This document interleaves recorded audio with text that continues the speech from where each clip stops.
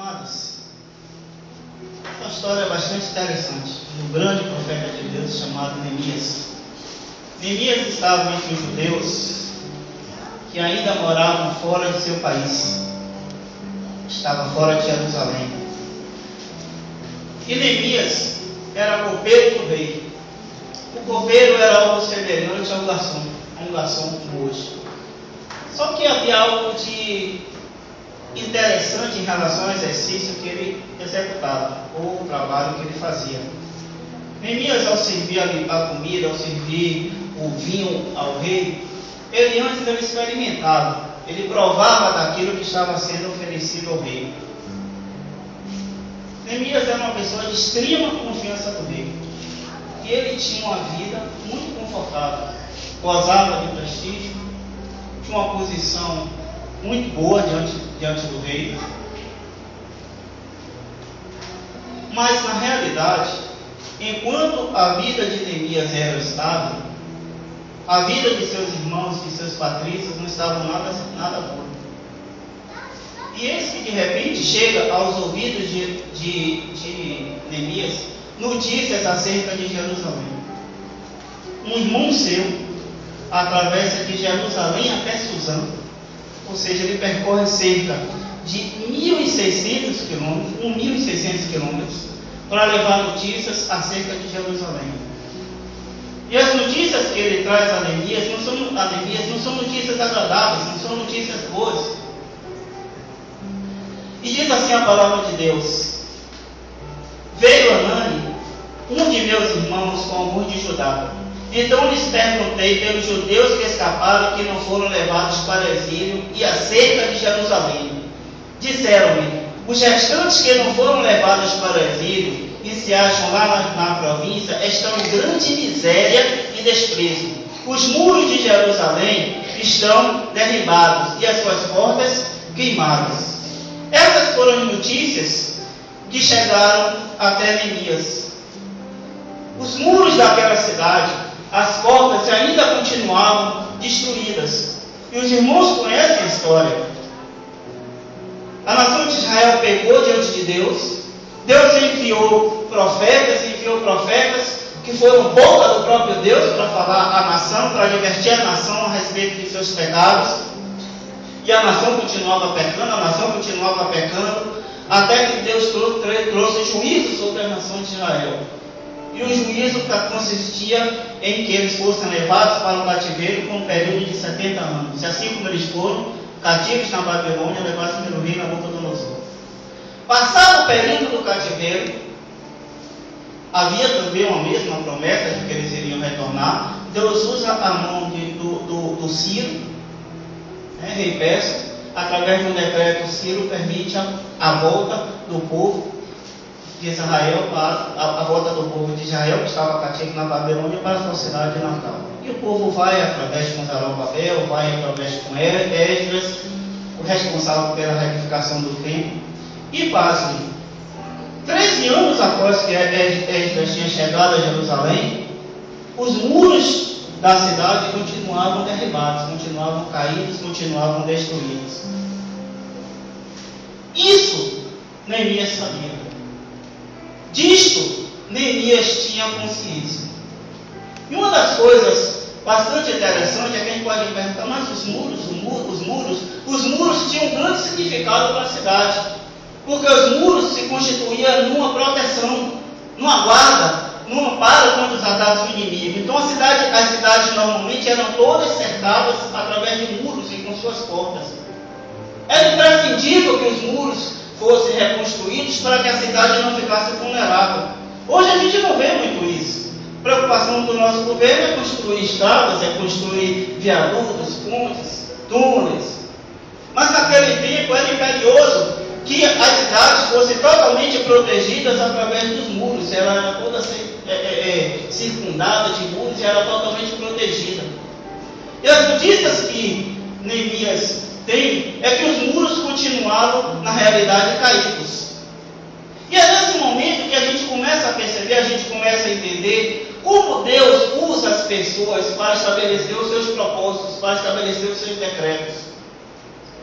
E Deus chama um copeiro Deus levanta um copeiro para realizar uma grande obra, para entregar a ele uma grande missão.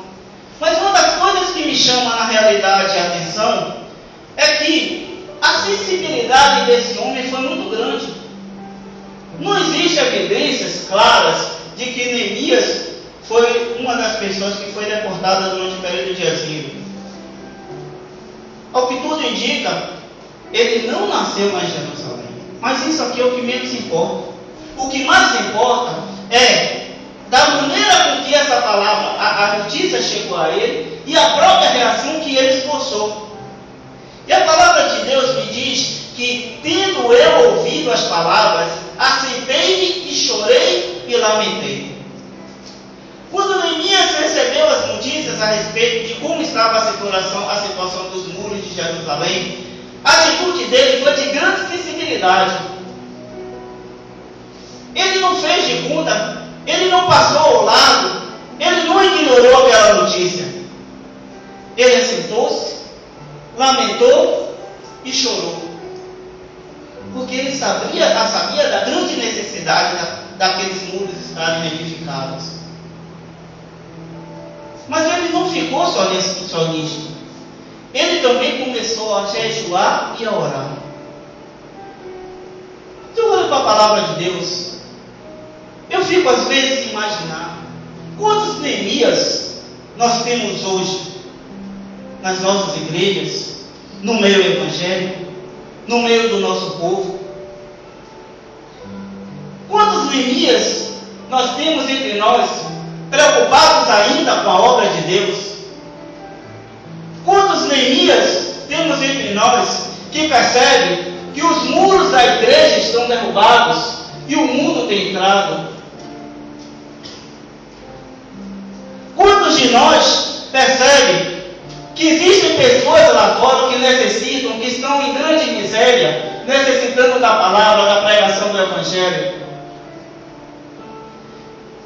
E eu, domingo passado, achei graça e depois refleti. Meu Deus, é verdade.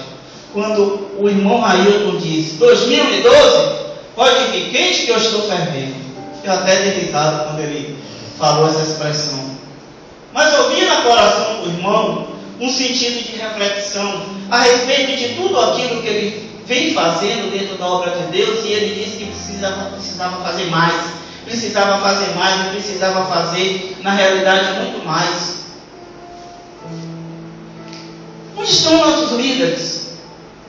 Onde estão cada um de nós que não consegue perceber que é uma grande necessidade, algo de urgente, algo que não pode ser ignorado a respeito de como a igreja passa hoje, daquilo que a igreja, de como a igreja tem sido ameaçada, de como as portas estão escancaradas.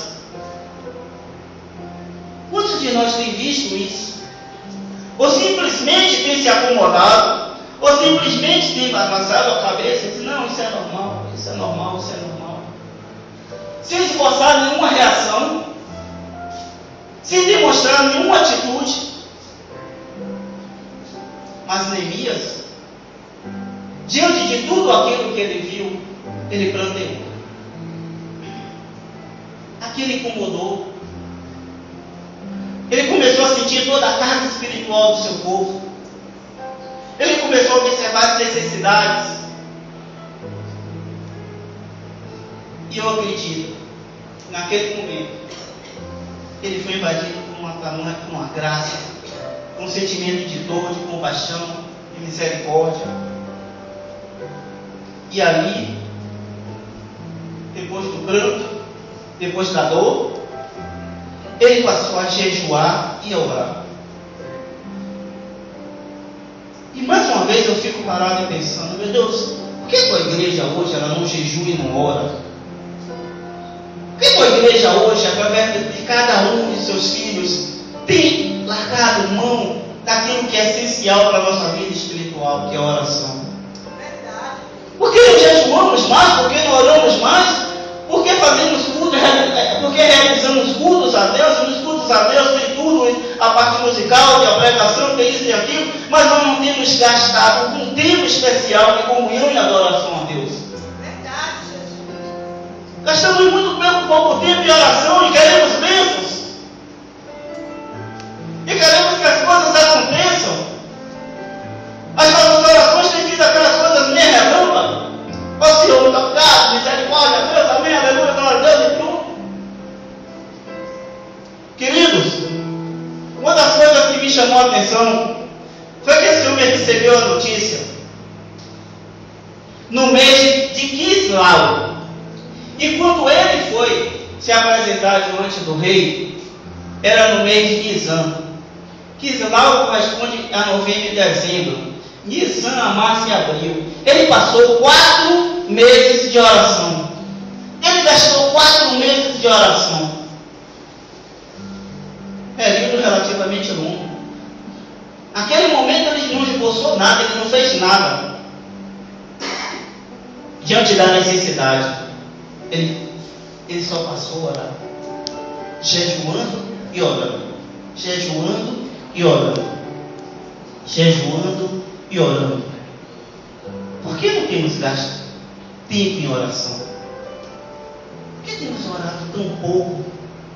No momento em que vimos e temos testemunhado, todo mundo fala, Jesus está voltando, pode ser agora em 2012, no momento em que sabemos de todas as coisas, que vimos como a igreja tem enfrentado a oposição, ela que é o canal de Deus, o veículo de Deus, para dar uma resposta ao mundo, na realidade ela tem sido empurrada a porta dentro pelo mundo. Não paramos de pregar o Evangelho, nossos cultos, na realidade, prega-se tudo, menos o genuíno Evangelho, menos o poder de Deus para a salvação de todo aquele que crê. De todas essas programas que a gente assiste de tudo, menos a verdade pregada, exposta, dissecada. E oramos pouco, e oramos muito pouco. Uma das características desse homem é que ele tinha uma grande sensibilidade, um grande amor pela obra, algo que deveria fazer parte da vida de cada um de nós. Cada um de nós deveria ter um amor profundo pela obra. Cada um de nós deveria sentir as dores que Cristo sente pela sua obra. Mas não. Há uma preocupação muito grande conosco. Há uma preocupação muito grande com a nossa vida, com o nosso trabalho, com a nossa família. Não que isso não seja importante. Mas a verdade é que a obra de Deus tem ficado ao lado.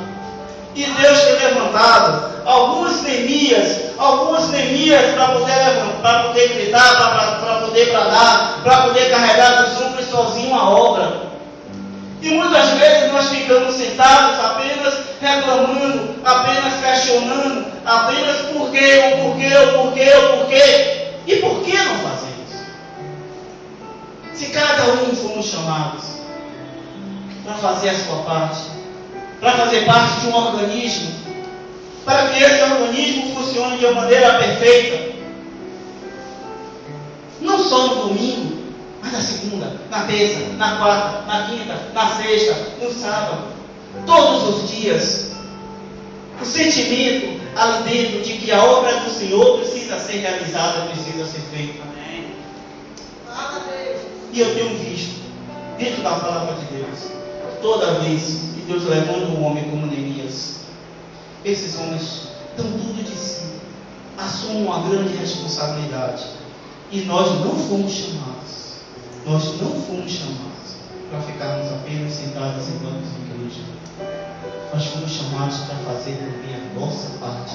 E Deus usou o copeiro, como usou o boiadeiro, como usou o fabricante de tendas, como usou várias pessoas, como quer usar você,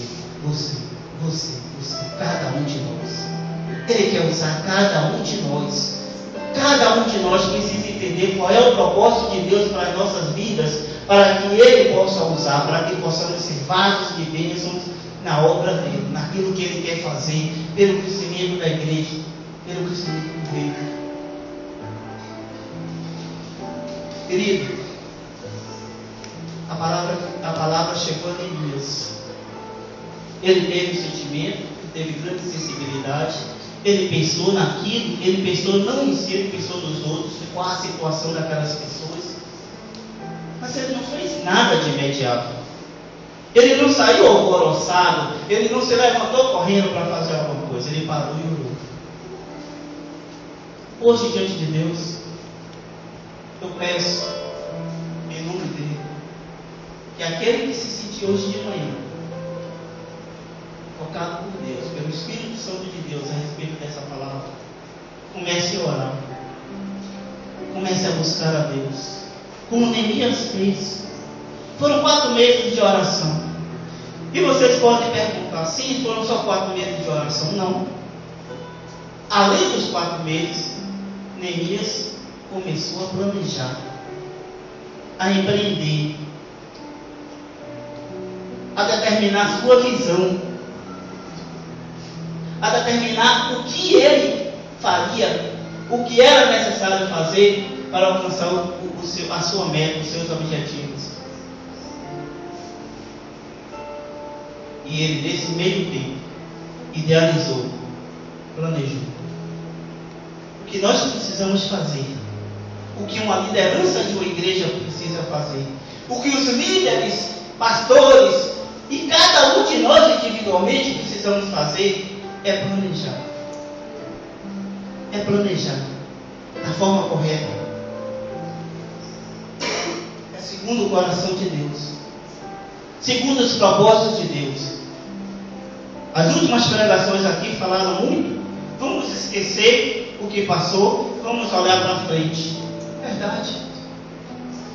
Se até aqui eu não entendi porque fui chamado, se até aqui eu estou de braços cruzados, ou até então tenho feito, mas não tenho feito da maneira correta, é hora de reavaliar, é hora de pensar, é hora de mudar. Esse homem não ficou estático. Dentro dele desencadeou uma mudança. Ele saiu da zona de conforto. E vocês vão ver que ele foi para a zona de conflito.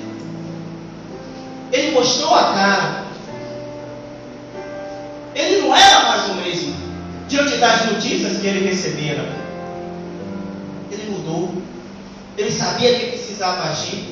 Ele sabia que precisava mudar. E mudança é necessária, queridos. A mudança é necessária.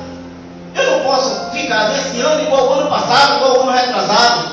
Eu preciso mudar. Eu tenho que me renovar cada dia. Eu tenho que fazer com que o dia de amanhã seja diferente do dia de hoje. E eu tenho que ter o entendimento perfeito daquilo que Deus quer para a minha vida. Aquilo que Deus quer para a vida do teu povo, aquilo que Deus quer para as pessoas, para essa igreja dentro do Vale dos Lagos. Por isso que quando você colocou, Railton, aquilo a respeito da nossa missão aqui dentro, e eu fico pensando, há quanto tempo falamos nisso? Há quanto tempo dizemos isso? E por que não ocorre, irmão? E por que não ocorre? Os muros do vale estão abertos, estão no chão, e a responsabilidade da igreja Batista Esperança é edificar os muros e protegê-los. É uma responsabilidade nossa pregar a palavra aqui dentro. É uma responsabilidade nossa erguer os muros do comodismo que está aí, da apatia espiritual. O que nós precisamos é entender que fomos comprados por um preço muito alto, caro. E não é para ficar parado. E não é para ficarmos estáticos. Que eu sempre digo, às vezes eu questiono, Deus, a gente ouve uma palavra dessa e muitas vezes a gente fica com nada disso. Mas depois não fazemos nada. Parece até aquela palavra. Alguém veio, leva-te a nós aquilo que ouvimos e pronto. Por isso que quando eu olho para esse homem, eu vejo algo de tremendo e de fantástico. É porque a primeira coisa que existe no coração é o amor. Querido, se a gente não tiver amor pela obra, Se a gente não tiver amor a Jesus, que é o autor e consumador de nossa fé, não vai adiantar nada. Nós iríamos viver o tempo todo sentados no banco, de uma forma confortável, acolchoados, com ar-condicionado. Só. Eu não fui salvo para isso. Ninguém aqui foi salvo para isso. Mas fomos salvos para servir. Até porque Jesus, quando veio, ele disse que ele veio para servir e dar sua vida em resgate de nós. Esse homem entendeu que ele veio, que o chamado dele era um chamado de serviço. E ele passou, na realidade, 4 meses orando e planejando. Na Bíblia está registrada a oração de Neemias. A oração de Neemias é uma coisa tremenda. Porque primeiro ele louva a Deus, ele reconhece a Deus como soberano sobre todas as coisas. Depois ele passa a pedir perdão pelos pecados da nação, pelos pecados do povo. Depois ele passa a pedir perdão pelos pecados dele. E depois ele pede a Deus para que o ajude diante do empreendimento que ele tinha para realizar. Passa-se os 4 meses e Neemias vai e se apresenta ao rei. Abra a tua Bíblia aí, Neemias 2. No mês de Nisan, no ano 20º do rei Artaxerxes, uma vez posto o vinho diante dele, eu tomei para oferecer e lhe dei. Ora, eu nunca estivera triste diante dele. Ele não podia se apresentar diante do rei com expressão de tristeza. O rei me disse: por que está triste o teu coração, se não está doente? Tem de ser tristeza do coração. Então temi sobremaneira e lhe respondi: viva!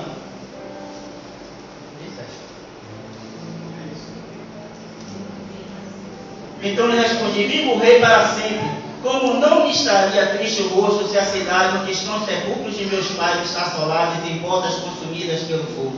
Disse meu rei: que pedes agora? Então orei ao Deus dos céus e disse: você veja que a oração de Neemias, ela foi respondida.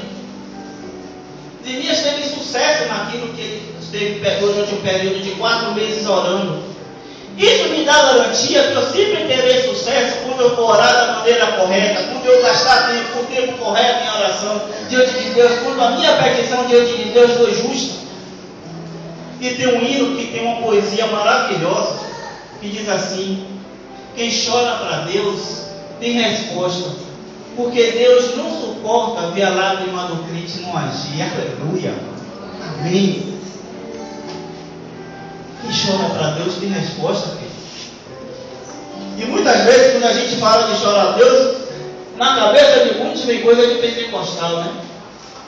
Quisera todos nós planteássemos, chorássemos diante do nosso Deus, endereçando as nossas causas, não só as causas pessoais, mas as causas da igreja, a necessidade da igreja.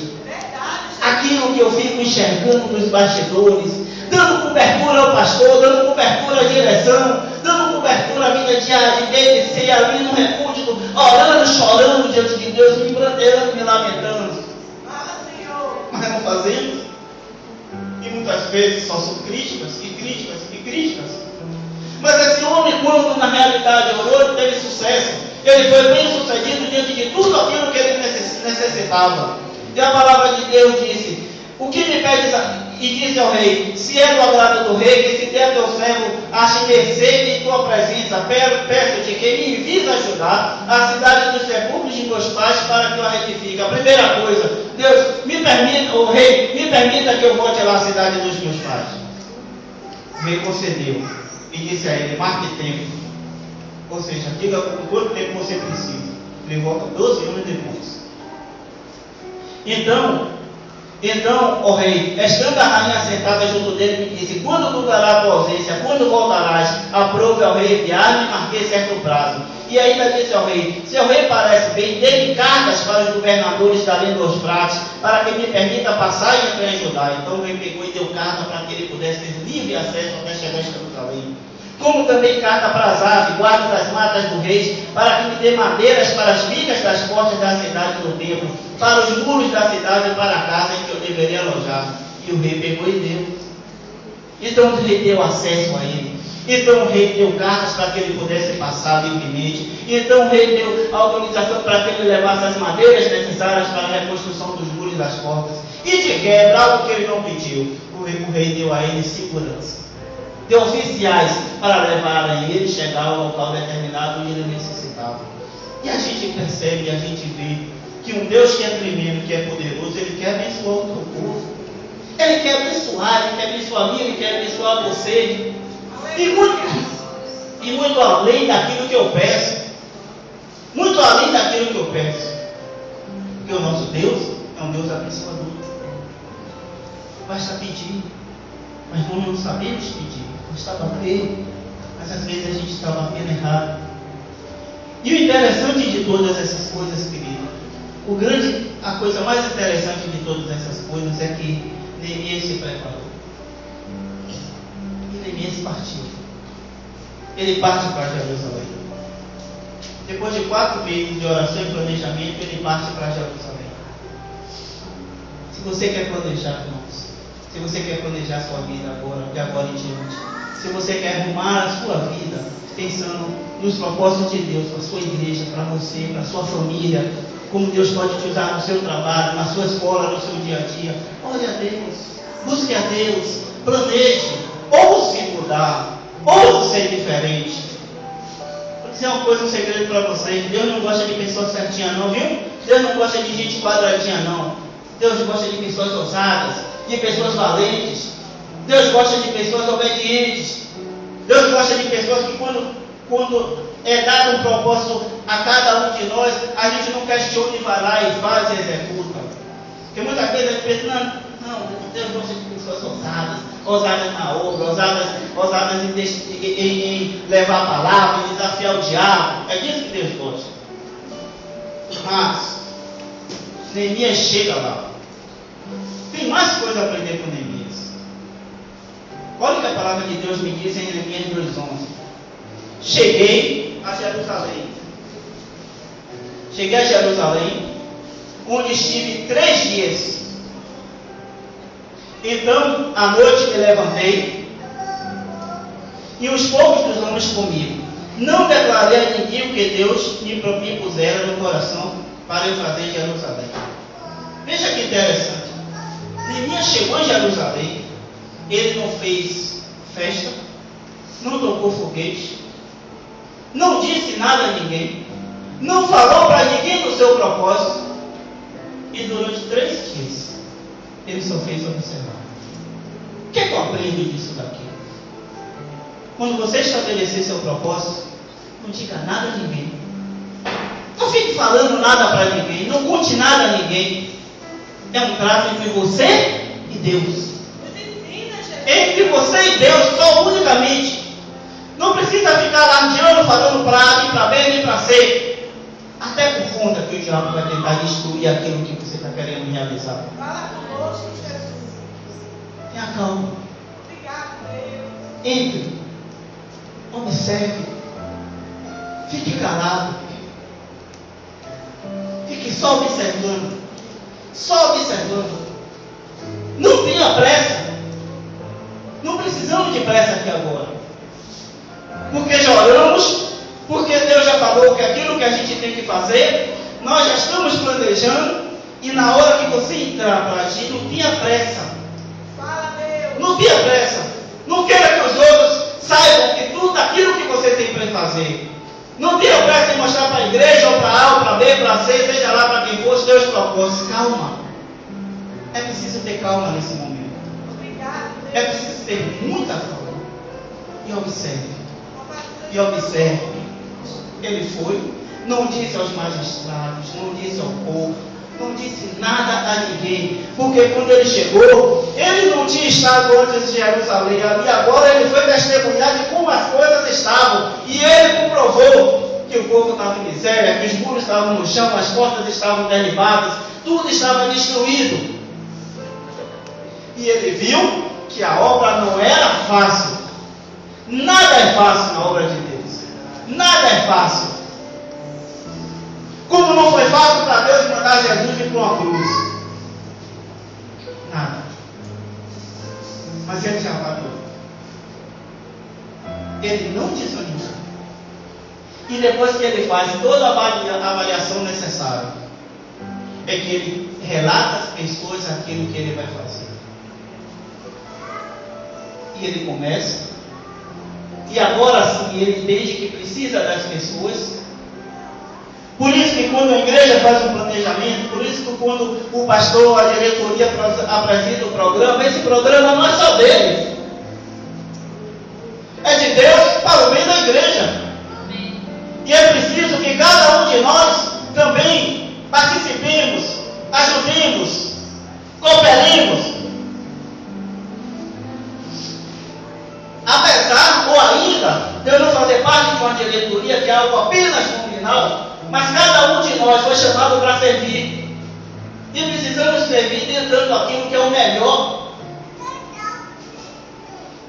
Porque o pastor ou uma diretoria não sabe tudo, não conhece tudo. E não pode ter vários braços para abarcar toda a obra e fazer tudo sozinho.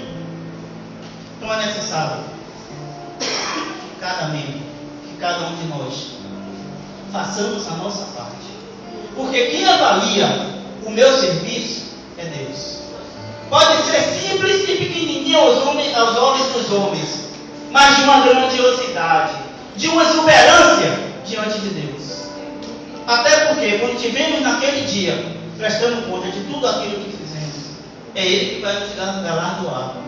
E Ele vai saber exatamente se o meu serviço, sendo copeiro ou sendo um auxiliar do templo, foi feito com esmero, com dedicação, com brilho, de certo que eu vou receber o meu galardão e que não vai ser diferente de ninguém. Mas eu preciso aprender a me colocar dentro da obra, dentro daquilo, dentro do propósito, seja o propósito da igreja, seja o propósito pessoal.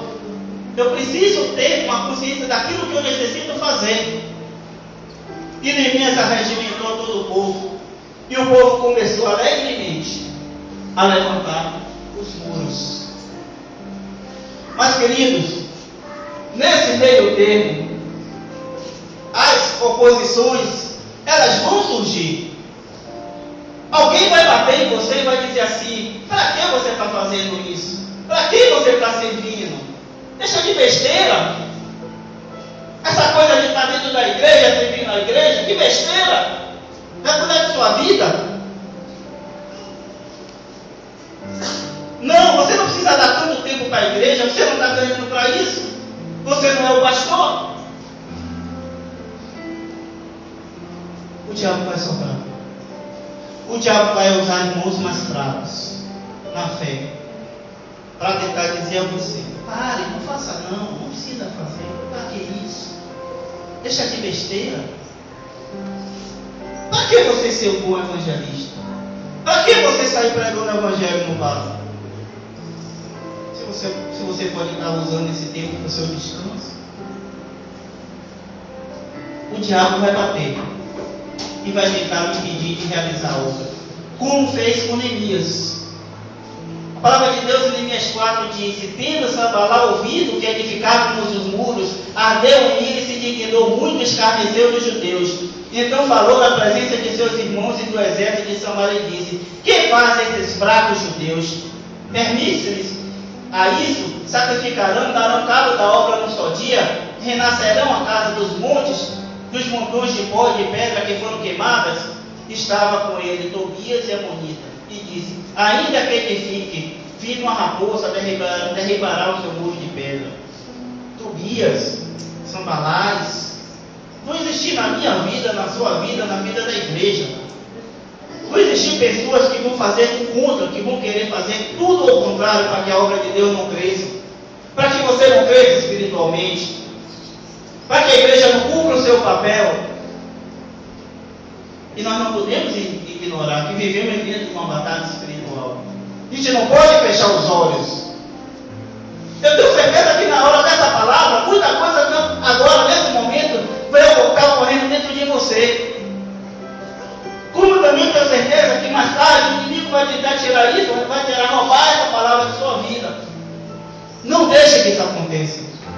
Porque você pode estar fadado a passar mais um ano apático, paralisado, indiferente. Se é uma coisa que um crente, um servo de Deus, não pode, é ser indiferente à obra do Evangelho. Eu não posso, nenhum de nós pode ser indiferente à obra do Evangelho.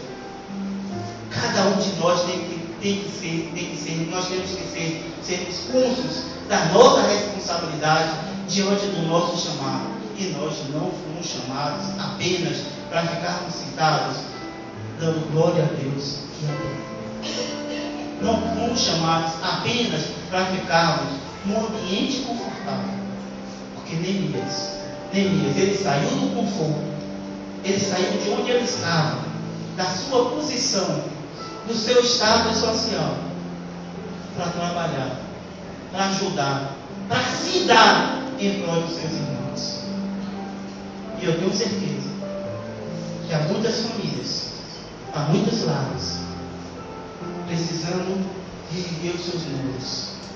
Há muitas vidas que precisam ser reerguidas, reestruturadas. Há muita gente que precisa ser reanimada. Há muita gente que está em estado letárgico, que precisa tomar uma anestesia para levantar e reagir. E em 52 dias, os muros foram levantados. Em 52 dias, a obra foi consumada.